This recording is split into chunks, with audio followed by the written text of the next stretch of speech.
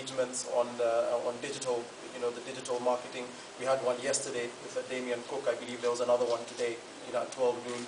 I believe today's was quite successful. I was told that it was a packed house, which is a good sign. So, the digital space is an area that we want to make sure that we use technology to improve the event. We use technology to, ensure that, exhibitors and the buyers and the media are able to quickly communicate, the benefits and the learnings, on our destination. So, using more of the digital space as well as looking at, potentially, maybe a different location every 2 or 3 years for the event is something that we are considering. Yeah. In fact, your digital approach, what we heard today, puts you at the cutting edge of the industry, and certainly, keeps Kenya tourism ahead of the puck. Absolutely. Today, Wolfgang, your technology is key. Using different digital and social platforms is important because you're talking to a very new sort of traveler, for us, who is not looking at traditional communication tools and channels. They're looking at digital stuff. They're looking at images. Today it's not just about how you communicate on, say, Facebook. Instagram in itself, does create a lot of traction because, pictures speak a lot louder than words. So, being a part of that is very, very important for us as a tourism board because, again, to achieve our mandate of marketing communication, you've got to make sure that you're communicating using the right tools, not forgetting the traditional tools because they exist. But obviously, we're moving more away from those and talking to the different generation of traveler today. And, if you're out of the digital space, then, you're really potentially out of sight, out of mind. Well, the younger generation speaks a different language, really, and it was up to you to learn that extra language and communicate with them. And we have a very young team on the Kenya Tourism Board, in terms of the marketing, the regional marketing managers, the digital team. They're a young team, so that's very important because that young team is able to speak that language for that is being spoken by the younger traveler. So that's important, and really we are shifting towards a more market research-led organization where we are doing things based on the market and the research, and also digital. That digital space is important for us. Damien Cook, is supporting us quite a bit, in terms of as a consultant, in terms of bringing us to that digital space, and so we're quite excited, with what's coming up, moving forward as a tourism board.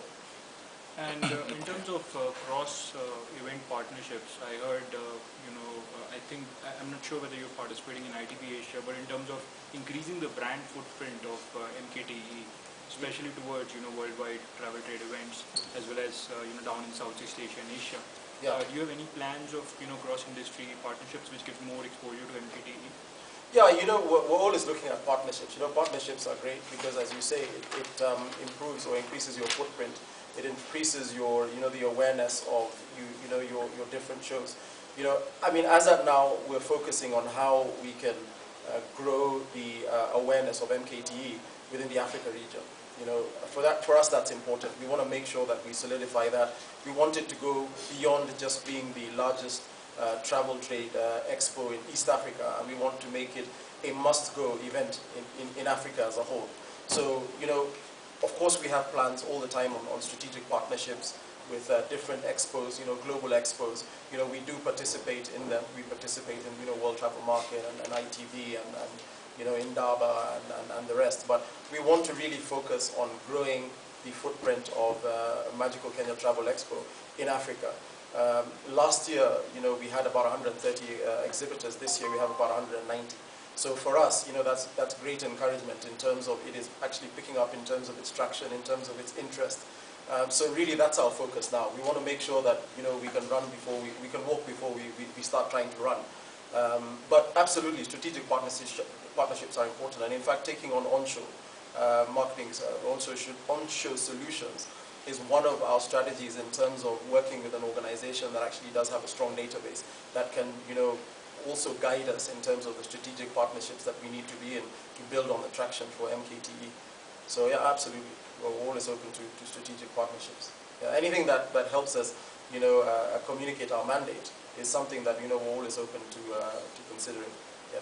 May I ask you some product-related questions? Absolutely. Also? some of the tour operators from the German-speaking markets, they ask me about this, and I'm not sure about it. Is there a lack of air access to Mombasa? Is that something you're aware of, and why is it?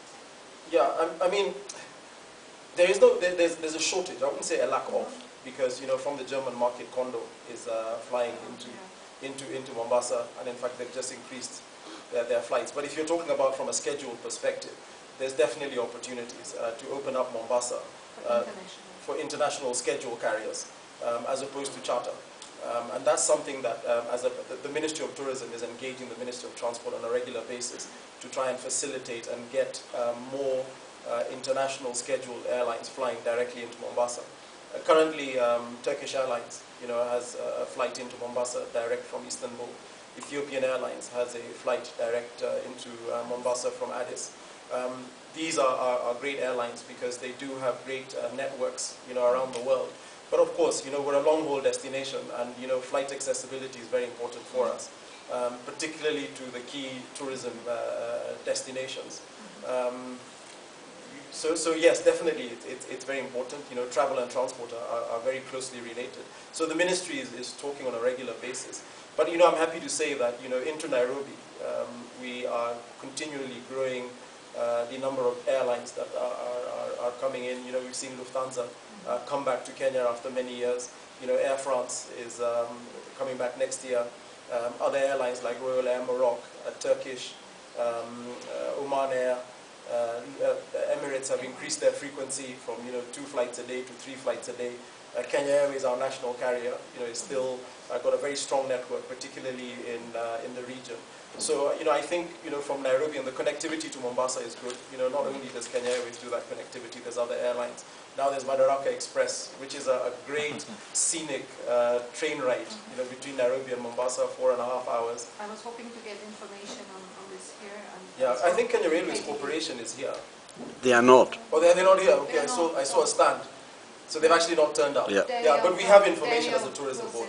Yeah, no, we're happy to give you that information as a tourism board. And the other question I have is the upgrading of product in terms of safari vehicles. I believe the president has. It's my first time in Kenya. So right. Okay. No, absolutely. Close. Yeah.